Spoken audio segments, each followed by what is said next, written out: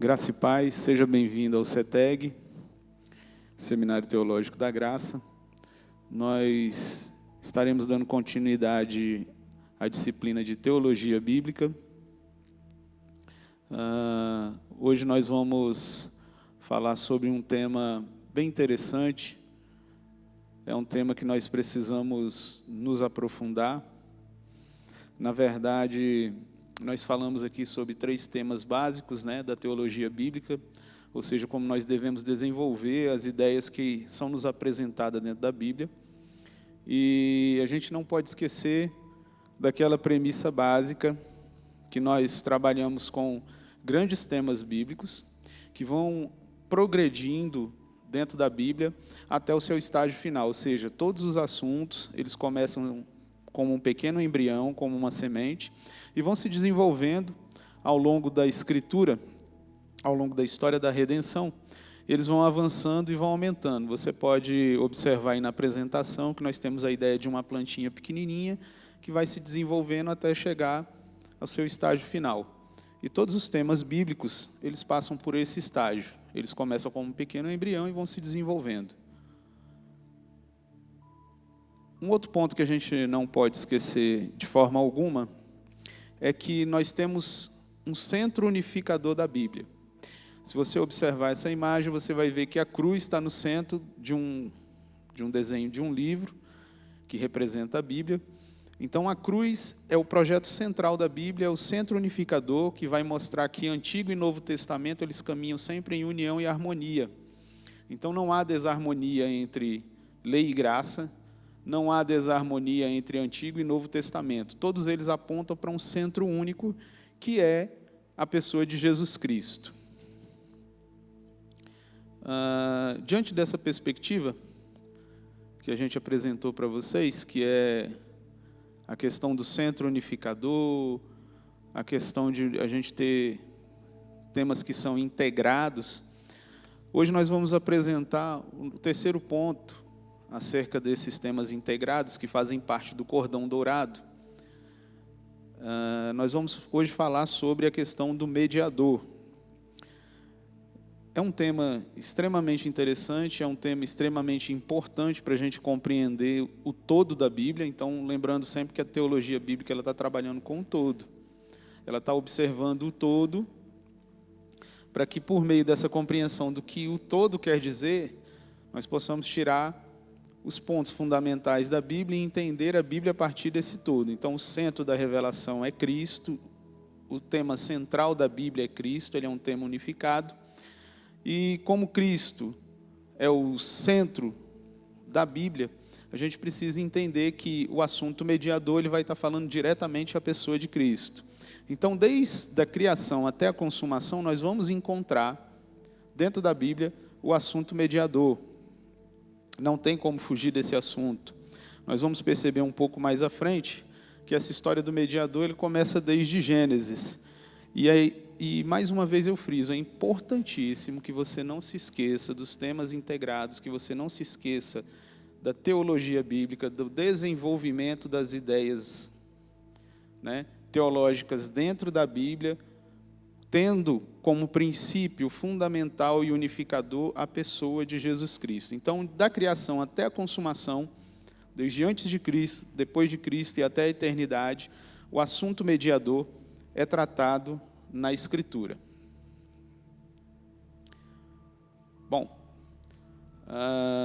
para a gente começar a trabalhar esse assunto, nós precisamos entender o que é mediador.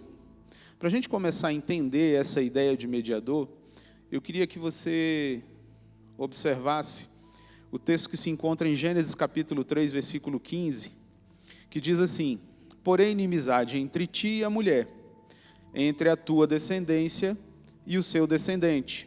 Este te ferirá a cabeça e tu lhe ferirás o calcanhar. Nós sabemos que esse texto, ele fala acerca da queda do homem. E dentro desse texto, há um decreto de Deus, no qual ele diz que haverá uma inimizade entre a serpente e a mulher, entre a descendência da serpente e o descendente da mulher. Só que o descendente da mulher, ele vai ferir a cabeça da serpente. E a serpente, em contrapartida, vai tentar ferir o calcanhar do descendente.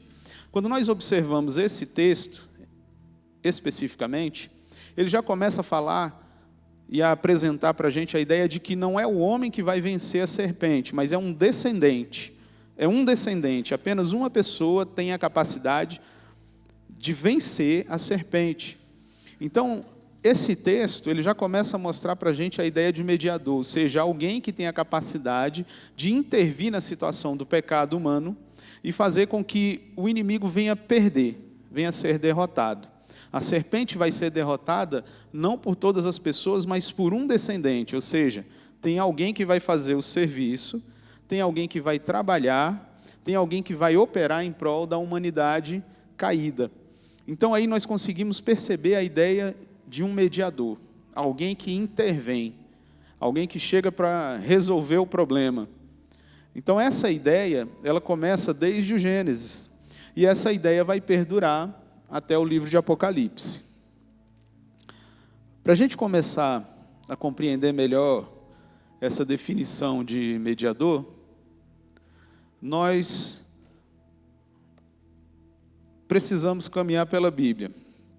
A Bíblia vai nos apresentar algumas palavras que vão demonstrar para a gente o significado real do que é um mediador. A primeira palavra que eu quero trabalhar com vocês é a palavra mesites. Do grego, indica alguém que atua entre duas partes. Imagine que duas pessoas estão brigando e alguém chega, entra no meio dessas duas pessoas, separa a briga e ela se interpõe entre as duas pessoas e trabalha para que elas sejam reconciliadas. Então, a ideia de alguém se interpor para reconciliar duas partes hostis, duas partes que são antagônicas, duas partes que estão brigando. É uma espécie de árbitro. É alguém que é o meio de comunicação entre duas partes que estão afastadas. Então, essa primeira ideia, a gente vai compreender que é alguém que entra para restaurar a amizade. Essa é a ideia do mediador.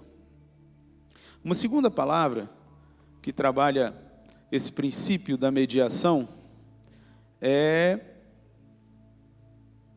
a palavra engios, do grego, que significa fiador ou garantidor. Aí na apresentação que você está assistindo, você vai perceber que nós temos aí uma pessoa dando uma notinha fiscal para alguém. Quando uma pessoa te entrega a nota fiscal, significa que a dívida está paga, que você pagou por aquilo que você está recebendo.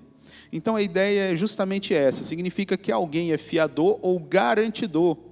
Essa pessoa está se comprometendo, a ideia do grego é de se comprometer com alguém, mesmo com o risco de morte.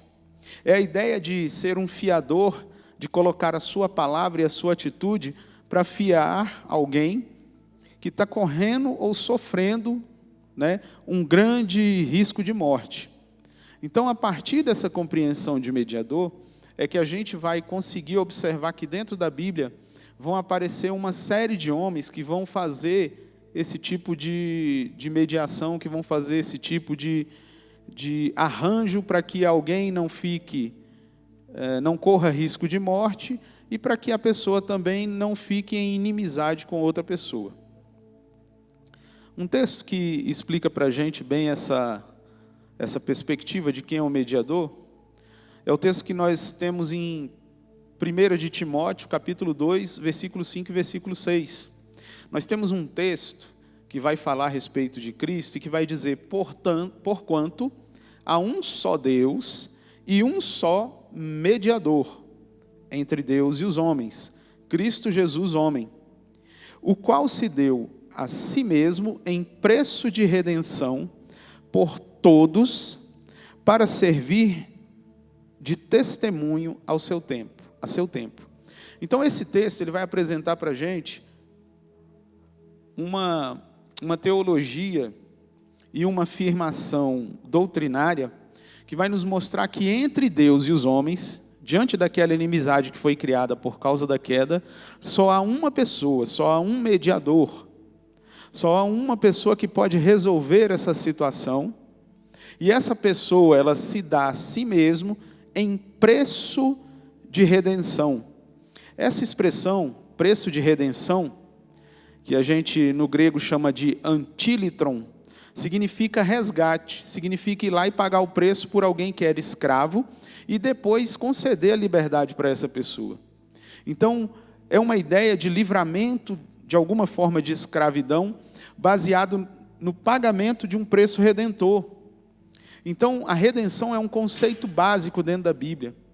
A redenção é um conceito que fala de uma vida que acaba de ser resgatada, que acaba de ser retirada da sua situação de escravidão e vai ser colocada em liberdade total. Essa ideia, ela é bem expressa para a gente por meio da figura do que aconteceu lá no Egito. Quando o povo é liberto, quando Moisés, vamos dizer assim, o líder do povo, leva o povo para fora do Egito, é justamente essa ideia. É a ideia de alguém que pega, alguém que está em escravidão e dá a liberdade. Foi isso que aconteceu com o povo de Israel. E é exatamente o que acontece conosco. Nós estávamos escravos, nós éramos escravos do pecado, e agora nós somos libertos para a glória de Deus por meio de Cristo Jesus. Então, quando você observa o texto de Êxodo, capítulo 6, verso 6, esse texto apresenta para a gente uma perspectiva bem interessante, que nos diz assim: vos resgatarei com braço estendido, ou seja, Deus vai lá, arranca o povo da situação de escravidão e dá para eles uma liberdade. Isso se refere à atividade redentora de Deus, e essa atividade redentora, ela começa desde o momento que o homem cai, o homem peca. Deus começa a atuar com a sua obra redentora, sua providência redentora, já prometendo para Eva que o descendente dela vai ser capaz de esmagar a cabeça da serpente, ou seja, vai vencer o inimigo, vai vencer a serpente, vai vencer Satanás e ainda vai colocar as pessoas em liberdade. As pessoas já não estarão debaixo do poder do inimigo.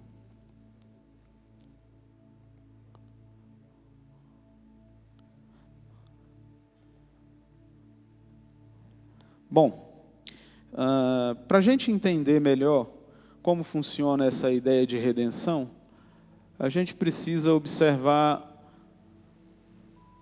a pessoa de Cristo. Não há como falar em mediação, não há como falar em redenção, não há como falar de mediador sem observar Cristo. Se nós observássemos aqui a pessoa de Cristo, e nós olhássemos para Cristo a partir do seu trabalho, do seu serviço, de tudo aquilo que ele fez aqui na terra, a gente poderia resumir o ofício de Cristo, tudo aquilo que Cristo fez, em 3 obras específicas. É aquilo que nós vamos chamar os ofícios de Cristo na teologia sistemática. Então, Cristo, ele teve um tríplice ofício. Ele basicamente exerceu 3 funções extremamente importantes. A primeira função é de profeta. Ele também oficiou no seu ministério como sacerdote e também oficiou como rei. Então, essa ideia de profeta, sacerdote e rei vai nos mostrar que alguém estava intermediando o relacionamento com Deus. Às vezes, quando nós lemos sobre os profetas, sobre os reis e sacerdotes, na questão do sacerdote fica evidente que aquela pessoa que exercia o sacerdócio representava a pessoa de Cristo. Já em relação ao profeta, essa é uma ideia que fica um pouco mais assim nebulosa, é um pouco mais difícil da gente entender. Mas nós vamos trabalhar esses 3 ofícios dentro da perspectiva vamos dizer assim, do sentido do que é ser um profeta, do que é ser alguém que está intermediando a relação com o ser humano. Bom, é necessário a gente começar a trabalhar essa ideia do ofício de Cristo, especificamente a partir da ideia de profeta, porque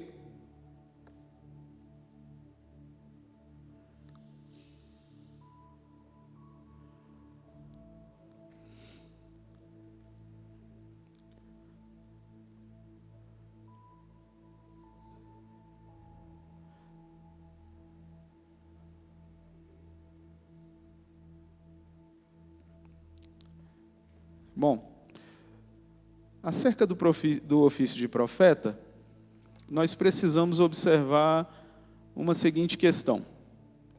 A gente trabalha com a ideia de profeta, basicamente como alguém que fala sobre o futuro. Nós não trabalhamos a questão do profeta a partir de uma visão de que ele é um intermediário entre Deus e o homem. Para a gente começar a entender exatamente o que significa profeta, a gente precisa entender etimologicamente o que isso representava dentro da cultura de Israel, o que isso significava dentro da Bíblia, e não como as pessoas às vezes tratam hoje. O sentido do termo hebraico, navi, né? A palavra hebraica para profeta é navi, ela designa alguém como um arauto. Na imagem você vê aí uma pessoa proclamando alguma coisa com um megafone. É justamente essa ideia. Não tem a ver com a questão de se falar sobre o futuro, não tem a ver exatamente com a questão de se prever alguma coisa, mas tem a ver com o endosso do assim diz o Senhor. Por quê? Porque é uma palavra que vem de Deus, passa pelo profeta e é entregue, é uma mensagem revelada de Deus para o homem, que vai ser entregue por meio de um arauto, por meio de alguém que vai fazer uma proclamação da parte de Deus. Então, quando a gente trabalha a ideia de profeta, a gente está falando de alguém que leva uma mensagem de Deus. E essa mensagem ela não chega diretamente ao povo. Ela passa por esse intermediário, ela passa por esse mediador. Ela passa por essa terceira pessoa. Existem dois lados. Existe um Deus Todo-Poderoso que quer falar ao povo. Existe um povo pecador que precisa ouvir a voz de Deus. E, nesse caso, Deus levanta um profeta, um intermediário que tem uma mensagem revelada para o homem. Então, é extremamente importante, quando a gente observa a questão do assim diz o Senhor, significa que há uma terceira pessoa que está entregando uma mensagem e não está falando no nome dela, está falando no nome de alguém que envia uma mensagem revelada. Então, quando a gente pensa em profeta, a gente está pensando também no intermediário, a gente está pensando no mediador, alguém que vai levar uma mensagem para um povo que precisa se reconciliar com Deus. Quando você vê livro de Jeremias, livro do profeta Ezequiel, que são livros que têm palavras assim muito duras, normalmente o povo está em pecado, precisa ser reconciliado com Deus, e o profeta vai levar uma mensagem dura, mas é uma mensagem para o resgate e para a redenção daquele povo, né? Lógico que às vezes essa mensagem de redenção diz que o povo vai passar para o juízo, mas há uma mensagem, né? Há uma palavra que é entregue às pessoas para que elas sejam transformadas. Jesus, ao proclamar o Evangelho, ele se declara o Verbo de Deus. Então significa que ele era alguém que levava a mensagem revelada de Deus para o povo. Então ele se identifica com o profeta, não só pelas coisas que ele falou acerca do futuro, mas também pelas coisas que ele falou da parte de Deus, para que o homem entendesse o que estava acontecendo naquele momento histórico e pudesse compreender esse processo salvífico. Então Jesus, ele é a própria palavra viva. Ele foi um intermediário entre Deus e os homens, não só na questão da salvação, para fazer o sacrifício perfeito, mas ele foi um intermediário, um mediador, para entregar uma palavra revelada às pessoas. Então, Jesus ele vai representar de uma forma plena, o ofício de profeta.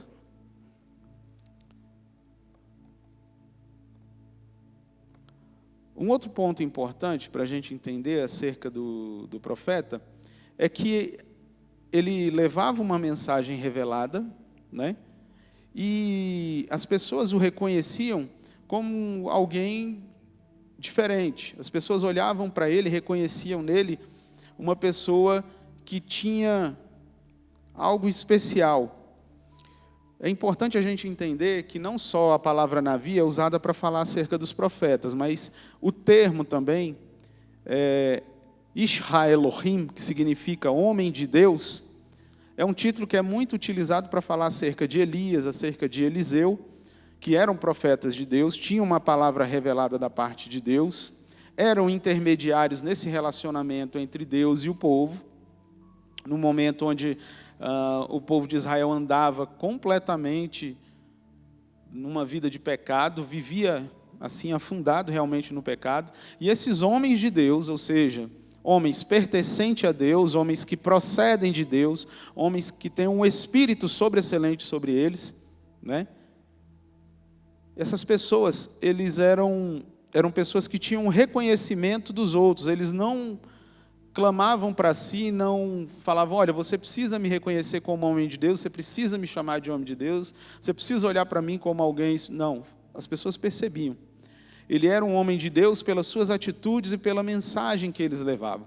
Então, esses homens, que às vezes não eram chamados exatamente de profetas, mas eram conhecidos às vezes no meio da comunidade como homens de Deus, eles eram pessoas que tinham uma função de mediação.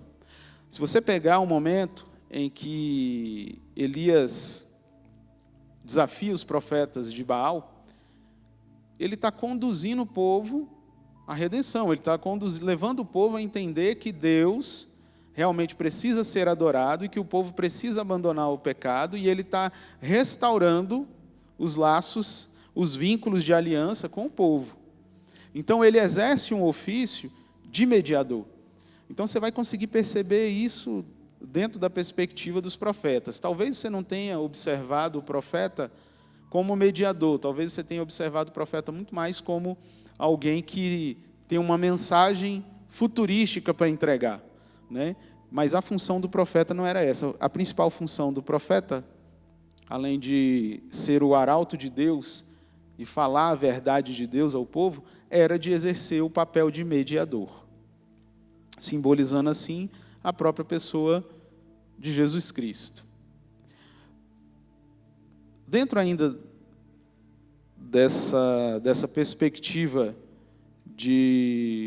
do profeta, nós temos uma terceira palavrinha hebraica, que pode ser roer ou roser, que significa aquele que vê. Você vai encontrar pessoas que tiveram visões, pessoas que enxergaram alguma coisa, às vezes no futuro, ou às vezes acerca de um passado por conta do pecado, mas o termo roser era usado também no Antigo Testamento para falar sobre uma pessoa que enxerga alguma coisa que vem da parte de Deus. Essa pessoa ela é capacitada a interpretar eventos, a compreender algo mais profundo acerca da espiritualidade no Antigo Testamento. E essas pessoas, elas têm visões e nem sempre se referem ao futuro.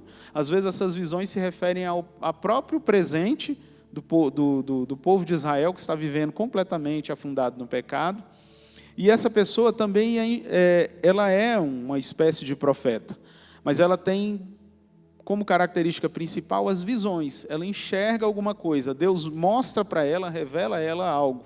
Então, às vezes são visões em sonhos, às vezes são aquilo que na teologia chama-se de profecia estática, ela entra num êxtase, né?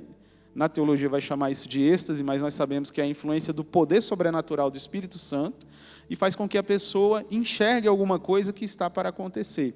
E o profeta, às vezes, ele tem essa experiência, e quando ele tem essa visão e ele passa essa visão para o povo ou para uma pessoa em específico, ele está exercendo o ofício de mediador. Ele é um elo de ligação entre Deus e o homem pecador.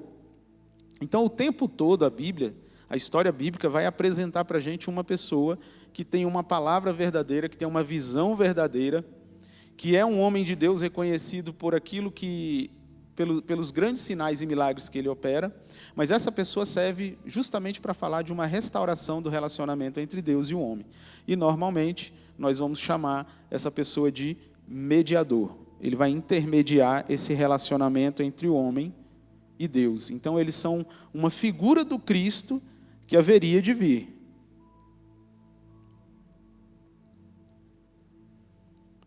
Bom, nós falamos do primeiro ofício que Cristo exerceu, que foi o ofício de profeta. Nós temos aí o segundo ofício, que é o ofício de rei.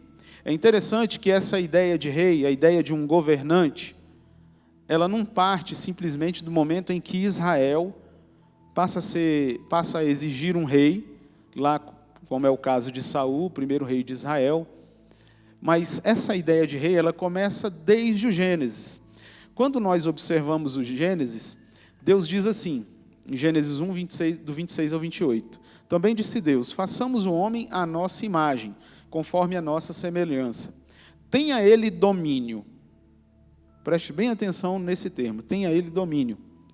Sobre os peixes do mar, sobre as aves do céu, sobre os animais domésticos e sobre toda a terra e sobre todos os répteis que rastejam pela terra. Criou Deus, pois, o homem à sua imagem, a imagem de Deus o criou. Homem e mulher os criou.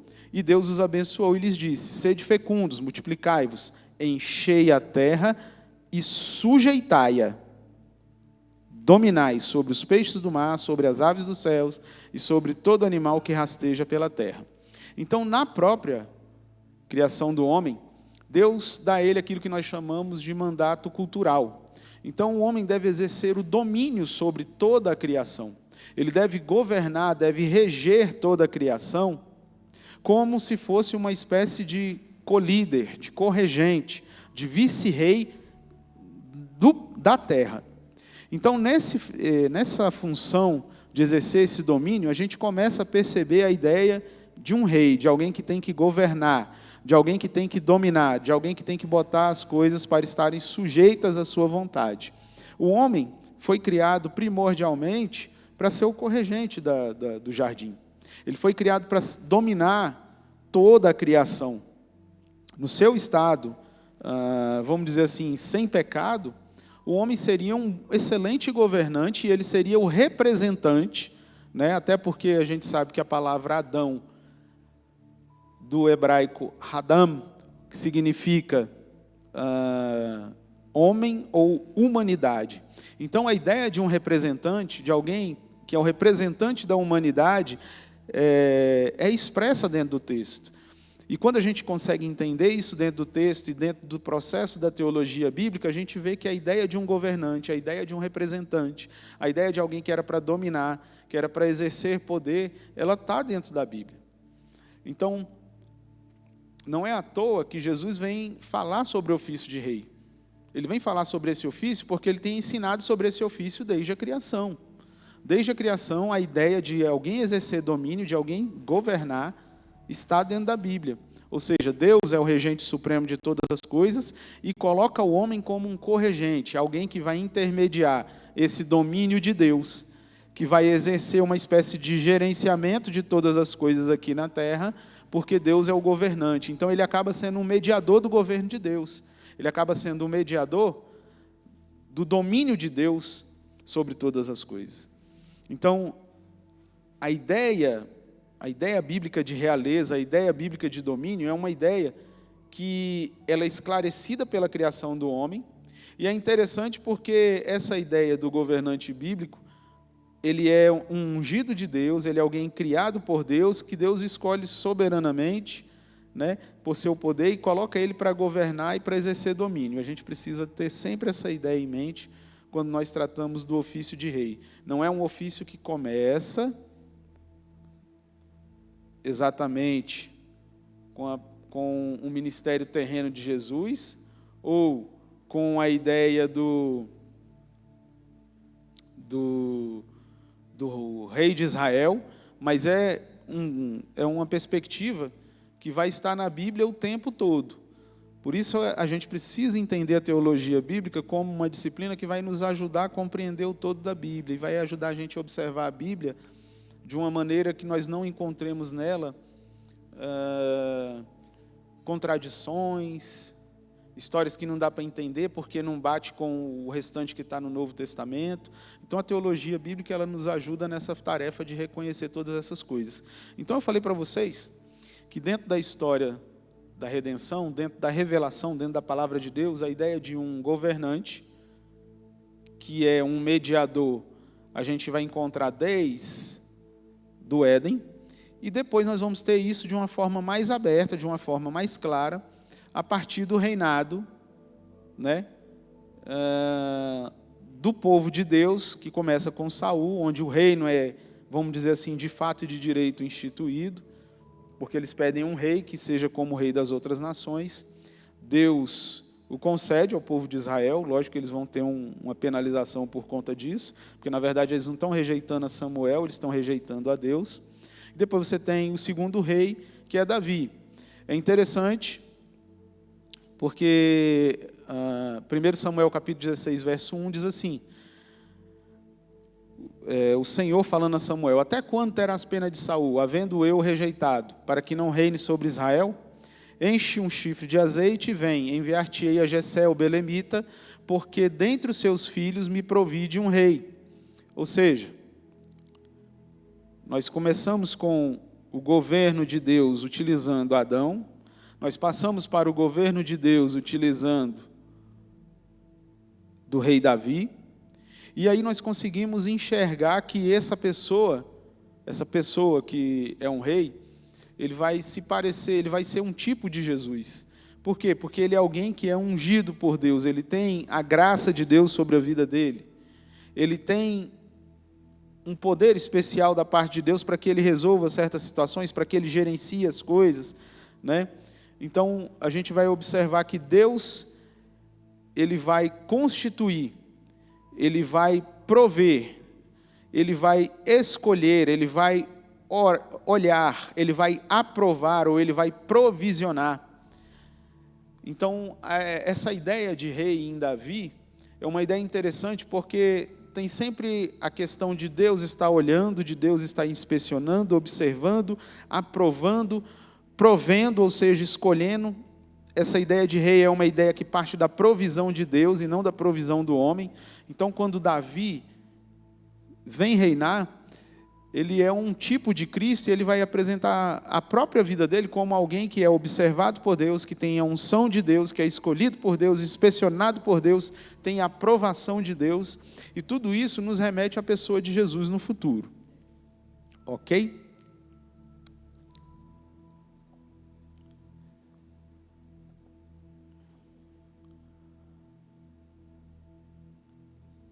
Dentro ainda dessa ideia de rei, é interessante porque durante a história de Israel, Davi é uma pessoa que é usada para guerrear, para batalhar e para deixar Israel numa situação de tranquilidade, para que Salomão, seu filho, venha governar, venha construir o templo e a nação de Israel venha prosseguir diante de Deus da forma que Deus quer, em adoração. E quando você olha para o que Jesus fez, quando Jesus, vamos dizer assim, de uma forma visível, institui o reino de Deus, porque o reino de Deus é o governo de Deus sobre todas as eras, sobre todos os tempos, mas esse governo de Deus se torna mais visível a partir da perspectiva do que Cristo faz, de todo o seu ministério. Então, ele governa a natureza, ele governa os demônios, ele governa tudo, né? Onde Cristo chega, ele exerce o seu domínio, o seu poder, ele tem um domínio sobre as enfermidades, então ele arranca a enfermidade das pessoas. Então, toda essa atuação, todo esse operar de Cristo, tendo domínio sobre todas as coisas, né, vai nos mostrar que ele é um rei por excelência e que ele cumpre a função de mediador. Ou seja, o rei sempre teve a função de intermediar o relacionamento entre Deus e os homens. Interessante que Davi é um rei que trabalha muito, como eu disse anteriormente, com essa questão de guerrear, de batalhar, de vencer as lutas, para deixar o povo numa situação de liberdade, para que o templo possa ser construído, Salomão possa desenvolver as atividades com tranquilidade. Quando Davi é ungido rei, ele é ungido rei não somente para guerrear as guerras do povo do Senhor, para colocar o povo numa situação de liberdade, mas ele também é ungido para conduzir ao povo a um relacionamento com Deus. Se você perceber a história de Israel, todos os reis que foram pessoas que serviram a Deus, que temeram a Deus, o povo seguiu. Então, na verdade, o rei naquela posição dele, de governante, né, vamos dizer assim, supremo do povo de Israel, ele é alguém que media a relação, porque ele é alguém que coloca o povo na situação que o povo deve viver, para que o povo seja conduzido à palavra de Deus, à adoração a Deus. Então, os reis que exerceram essa função com excelência, o povo andou muito bem, caminhou muito bem. Nós temos exemplo de Asa, Josafá, Josias, né? Pessoas que foram descendentes de Davi, que caminharam como Davi, dentro de uma perspectiva de conduzir o povo a uma verdadeira adoração. Então, o ofício de rei era um ofício que apresentava mediação. que mostrava para o povo como eles deveriam agir, como eles deveriam viver, como eles deveriam exercer a sua vida ministerial e a sua vida espiritual. Cristo, ele também vai fazer tudo isso. Ele vai ser o exemplo que nos conduz a uma verdade espiritual, a uma vida plena diante de Deus. E um texto bem emblemático para falar a respeito desse governo de Deus, desse ofício de Cristo como rei, é Colossenses capítulo 1, versículo 13 e 14, que diz assim: Ele nos libertou do império das trevas, ou seja, havia um outro governo que estava dominando as nossas vidas, era um império de trevas, ou seja, existia um imperador da escuridão que estava governando o coração das pessoas, e nos transporta para o reino do Filho do seu amor, no qual temos a redenção e a remissão de pecados. Então é muito importante a gente compreender que Cristo, ele é um governante que nos transporta, né, para o reino do Pai. Então ele exerce a função de mediador. O reinado, dentro da concepção bíblica, é um governo de mediação que conduz as pessoas à vontade de Deus, que faz cessar essa inimizade entre Deus e os homens, né, por conta do pecado. Existe também um terceiro ofício, que é assim extremamente importante que a gente comece a observar, e normalmente é o ofício mais fácil de se entender, é o ofício de sacerdote. Então nós falamos sobre a questão do ofício de Cristo ser profeta, ou seja, ele é um intermediário que conduz o povo por meio de uma palavra revelada. Nós falamos do ofício de rei, é aquele que governa, gerencia o povo de Deus, conduzindo o povo de Deus a um relacionamento com Deus. E nós entramos agora na terceira parte, que é o ofício de Cristo como sacerdote. Então, Cristo exerceu o ofício de sacerdote, né? Essa questão de Cristo como sacerdote, ela vem como eu disse para você, desde o Gênesis. Quando se está falando de um descendente que vai pisar a cabeça da serpente, é porque ele é um intermediário, ele faz a intercessão e a mediação. É ele quem vai intervir nessa quebra de aliança que Adão comete. E por conta de Adão, toda a humanidade nasce dentro de um padrão, vamos dizer assim, de quebra de aliança, né? Então, essa aliança ela precisa ser restaurada, e ela só pode ser restaurada através do conceito da mediação e da intercessão. Nós vamos entender melhor esses conceitos.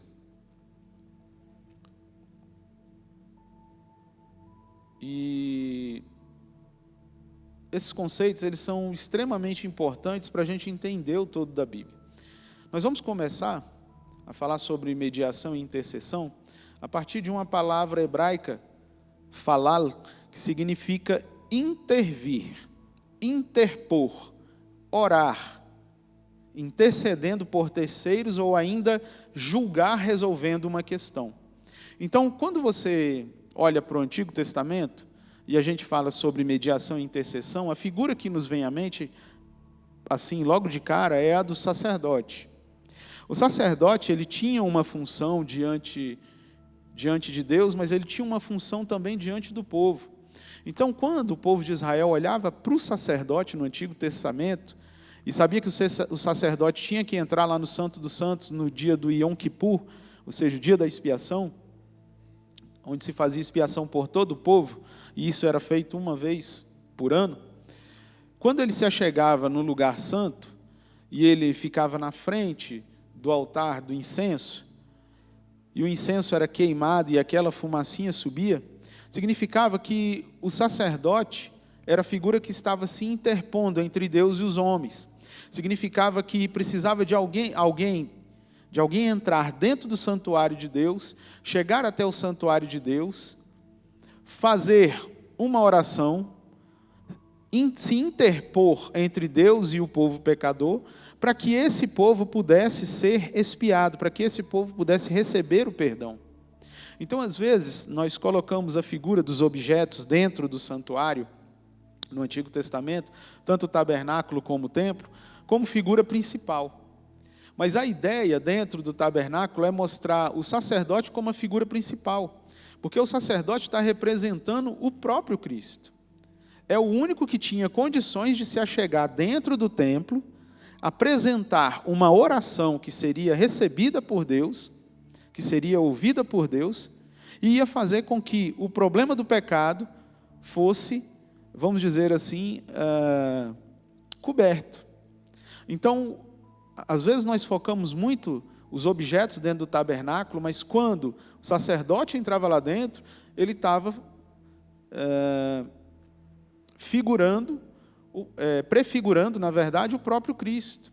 Então, a figura central dentro do tabernáculo, na hora da expiação, não são os objetos, mas é o próprio sacerdote. Ele precisava estar limpo, ele precisava se banhar, ele precisava oferecer sacrifícios por ele mesmo, para se achegar limpo lá dentro. E a única figura, né, a única pessoa que pode fazer isso, que pode estar limpo diante de Deus, orando por nós, clamando por nós, é o próprio Cristo. Então, o sacerdote acaba sendo uma figura central. É a figura que vai resolver esse problema de intervir nessa inimizade por causa da quebra da aliança. Então, o sacerdote, ao oferecer aquele sacrifício por meio do incenso, ele estava se interpondo. Ele estava dizendo: olha, Pai, eu estou aqui para me interpor e intercedendo por pessoas que estão vivendo uma vida de pecado. Lógico que o sacerdote ele tinha os seus próprios pecados, mas Cristo não os teve. Cristo era completamente livre de qualquer tipo de pecado, de mancha, de mácula. E ele é a figura central da nossa salvação. Então, o próprio santuário de Deus no Antigo Testamento coloca o sacerdote em evidência para dizer: olha, tem alguém, uma única pessoa que pode fazer intercessão, que pode clamar, que pode suplicar para que os pecados sejam expiados.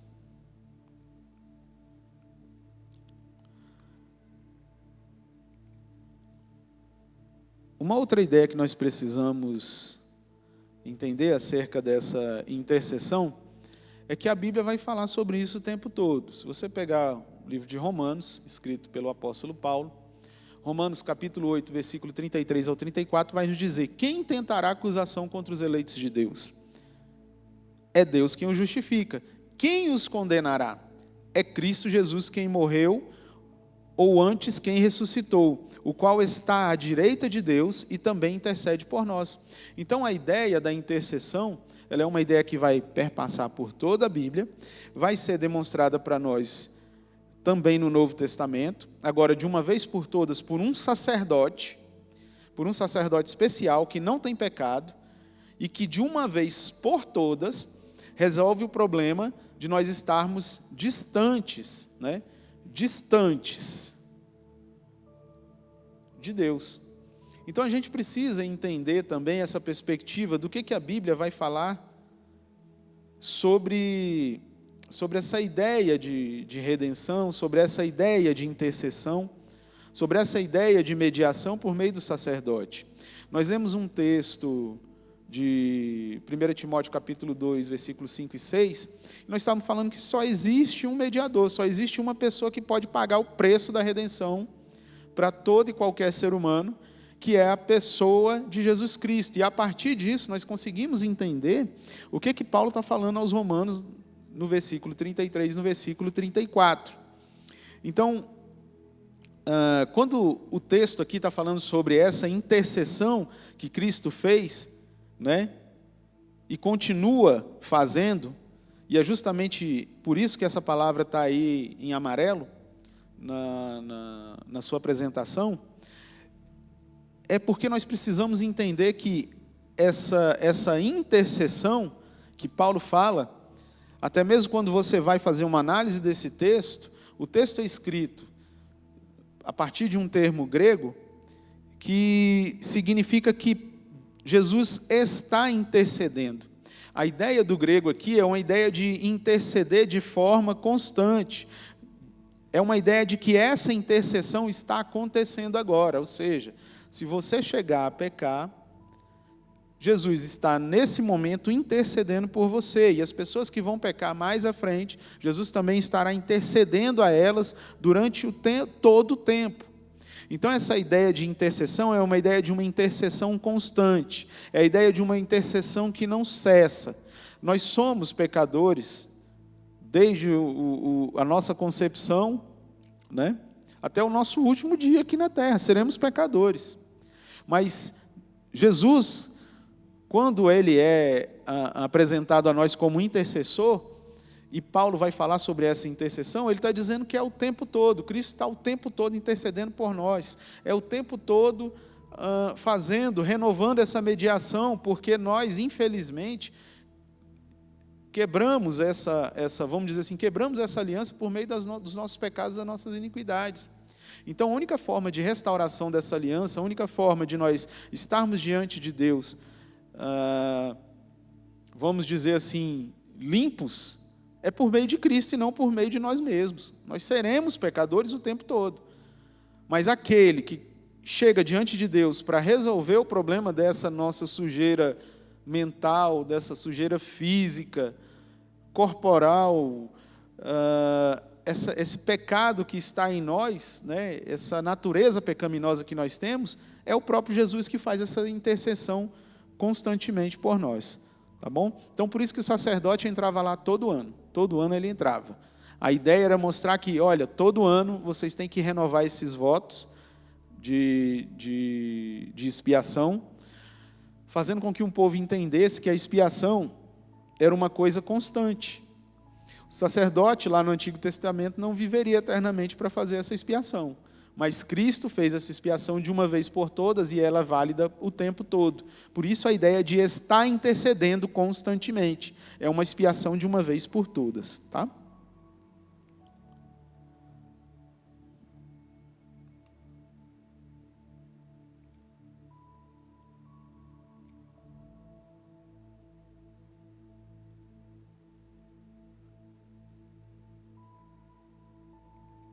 Dentro desse conceito de expiação, eu queria que ficasse bem compreendido para vocês, porque eu falei muito acerca da pessoa do sacerdote, e ele era a figura principal no momento lá, onde o incenso era queimado e onde o sangue era aspergido na arca, né, na tampa da arca, lá dentro do Santo dos Santos. Ele era a figura principal. É interessante que toda a construção do tabernáculo, toda a ideia de tabernáculo, ela justamente vai nos apresentar sempre a pessoa de Cristo.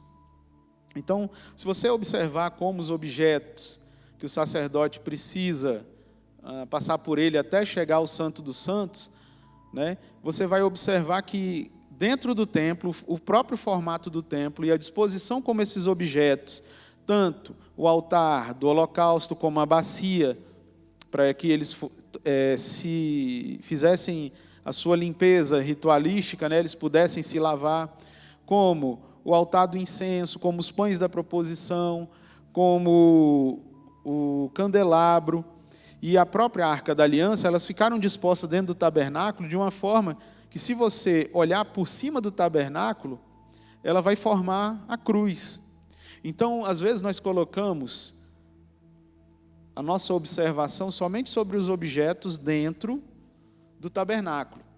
Mas a figura central é o sacerdote, porque era só ele que podia entrar lá para fazer o clamor necessário para que o povo pudesse ter o seu pecado perdoado. E a disposição desses objetos, eles vão remeter à cruz de Cristo. Eles formam, se você observar aí na imagem, você vê que a gente está falando que é uma sombra da cruz. Tudo ali está apontando para a pessoa de Cristo, tudo ali está apontando para o perdão de pecados, tudo ali está apontando para tudo aquilo que Cristo fez por nós. Então é importante, dentro desse processo de entender o que é mediação, é a gente observar todos os aspectos do ofício de Cristo como uma figura principal que usa a história da redenção, ele usa os seus decretos lá no Gênesis, ele usa a figura de pessoas durante a história da redenção para apresentar o seu projeto glorioso. Então a Bíblia o tempo todo, né, toda a teologia bíblica, ela tem como foco central a pessoa de Cristo. Cristo é o centro da palavra de Deus.